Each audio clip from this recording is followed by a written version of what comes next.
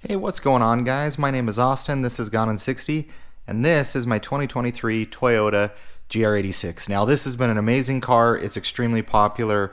A lot of auto enthusiasts, everybody has just enjoyed this car. For what you get for the money, it's a steal.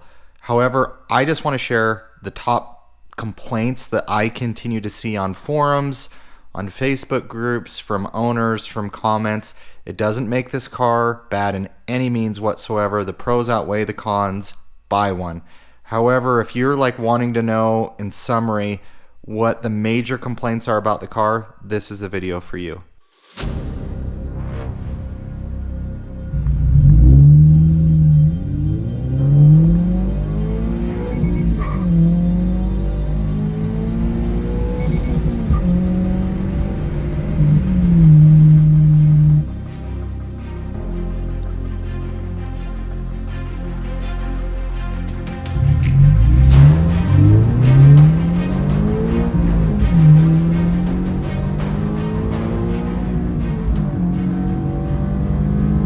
So these are in no particular order, and if I come up with some others, maybe I'll make another video or I'll leave them in the comments below.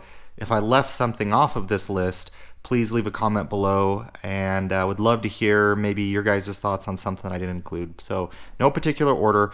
The first complaint that you're going to get on this car, and I think a lot of these you kind of have to put into context for what the car costs. This isn't a $50,000 car. It's not a $40,000 car.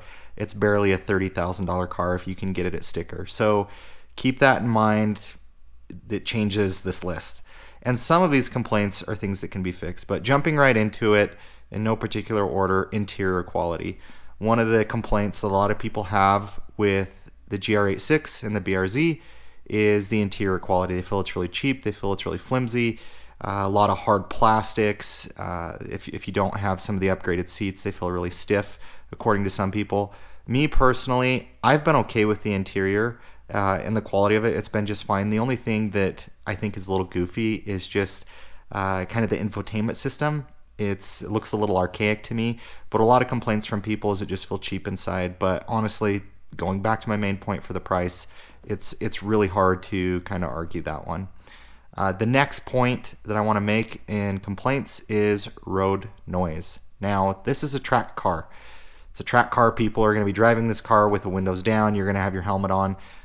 I found the road noise to be loud, but I didn't find it to be unbearable. A lot of people complain about the road noise that as you're just driving daily, going down the freeway, there's just a lot of road noise coming through the car. And that, once again, comes back to cost. And I think you can definitely get over it. But if you're coming from an Audi or something that's, more luxurious into this as a sports car, you just have to know what you're buying. And you're buying a very good naturally aspirated engine that revs out really high, that's rear wheel drive, which is really hard to get these days, and also in a manual transmission. So it's a really lightweight sports car.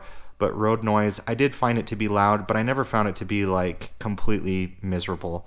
But as people have this car, as they talk in the forums, that's one thing that they talk about. And obviously, when you're looking to cut down costs, as you're looking to cut down weight on a car, unfortunately, some of the elements that help block out some of that noise don't get included.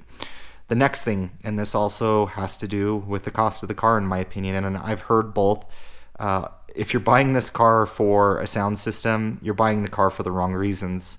However, the speakers in the car, even in the premium and limited trims, they get 2 more speakers. It's not good. Just know it's not good. I have the bass, and it is the worst sounding stock stereo that I've had in the last few years, and you guys know I've gone through a lot of cars. So don't buy this car for that. If you guys are buying this car for that, you've made a big mistake. It's something that can be easily upgraded. There's some different things that you guys can do. You can add an amplifier, I think, that you can put kind of in your glove box. There's some upgraded kind of OEM plus speakers that you can do. So I think those are things that definitely can make a huge impact to the speakers in the car. But if you're buying it for this reason, you're not going to be happy. The next one, and this is actually one that can be fixed on your own. This is one that bugged me. Those first 3 things really didn't bug me. The first 3 points I made. This one did bug me, and it bugged me more so when I added my axle back exhaust from Remark. But the fake engine noise in this car is really loud, and that's what a lot of manufacturers are doing. It's no knock on Subaru or Toyota. Honda does it. A lot of the major manufacturers do it. And as companies continue to cut down on emissions, on different things for EPA, they try to pump in fake engine noise through the speakers of your car to make things sound more exciting and exhilarating. And I just have found it to be really annoying. I actually found that the GR86 without the engine noise on actually sounds good. I don't know why they feel like they have to pump it in, but it's really easy on the passenger side. You guys can look up videos. There's hundreds of videos on it. It literally took me maybe 5 minutes to do, if that. But you just pop off a cover over on the passenger side of the dash, and there's a little clip that you unplug, and fake engine noise goes away. So that's a great one that can easily be fixed. The next one. Now, this one is the most controversial, and I don't have any data or anything to back this up, but as you buy this car, just know there's a lot of research, and time will tell how big of an issue this is. RTV issue. I think a lot would argue it's probably blown way out of proportion. So for those of you who haven't followed this platform, there's machines that are making these cars, and as they're putting on the oil pans, they're using way too much sealant or RTV around those oil pans, and it's essentially getting into the oil, and it's getting into the oil pickup. Some think it could clog it. Some think it could starve the engine of oil. The only true factual thing I've seen with RTV issues, as far as I know, people who are not tracking their cars, I'm not familiar with any engines that have blown up or had any issues with it. People who do track their cars, there have been some instances where these engines have blown up on the track, but it's not a lot. So I still wouldn't allow this to deter you from buying the car. Subaru and Toyota really have made no announcements about it. I don't know if they've fixed some of the machinery and what's going into it. A lot of you who have pulled your oil pans have seen a decent amount of RTV in the oil pan, but that hasn't been proven necessarily at the same time to cause engine failure.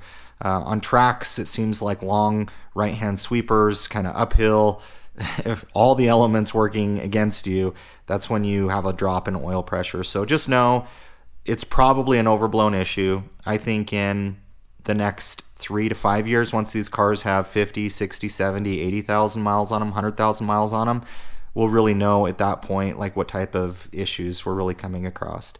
And the last complaint, this one for me isn't a big one because I found that it works okay in some cars. It just depends. But a lot of the complaints that people have is the wireless CarPlay and Android Auto, that it's not included in the car. It still has it, and I've used it and it works just fine. You got to use USB to plug into your phone to be able to make that work, USB-C or whatever phone you're using.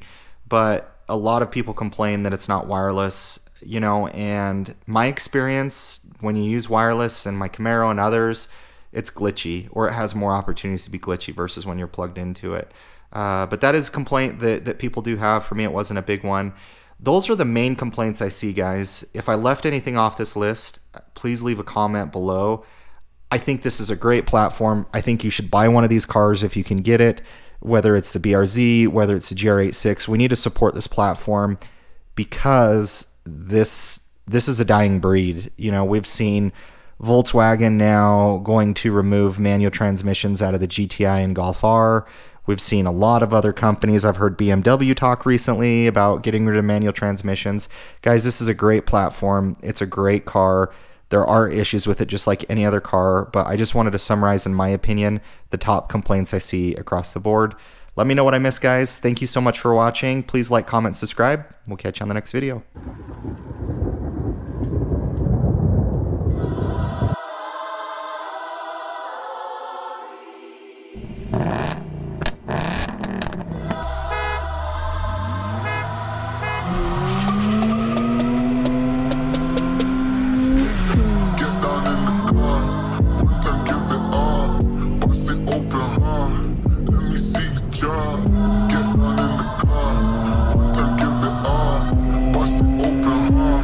Let me see you try. I fucked up this Russell, yeah, we hustle. The